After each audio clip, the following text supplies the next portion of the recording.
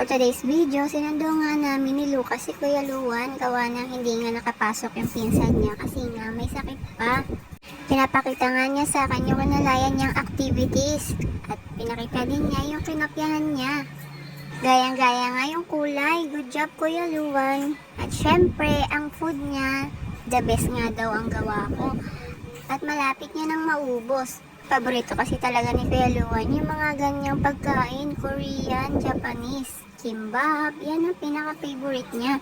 At pinapapila na nga sila, gawa ng bibigay na nga ni Madam yung feeding nila. Medyo magulo ang lahat sa pila. Medyo naiinis na nga din si Luan kasi nga sa crowded. Pero enjoy naman siya dahil may nakakalaro siya.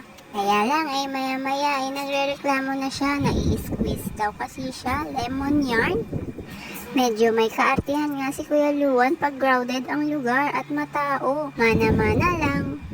Maya-maya lang ay binigay na nga yung food nila. Grabe at sobrang init sa room nila. Nagre-reklamo na nga si Lucas. After nga ibigay yung food nila, nagpicture lang sila at sabi ko ay umuwi na kami dahil nga sobrang init. Kawawa naman si Lucas. Thank you po sa food. At nakauwi na nga kami. Hay, salamat. At napakainit sa labas. Laro nga agad ang ginawa ni Kuya. Walang pahi-pahinga. Tuwan-tuwa naman tong isa. Naku, ang sarap ng tawa niya, oh.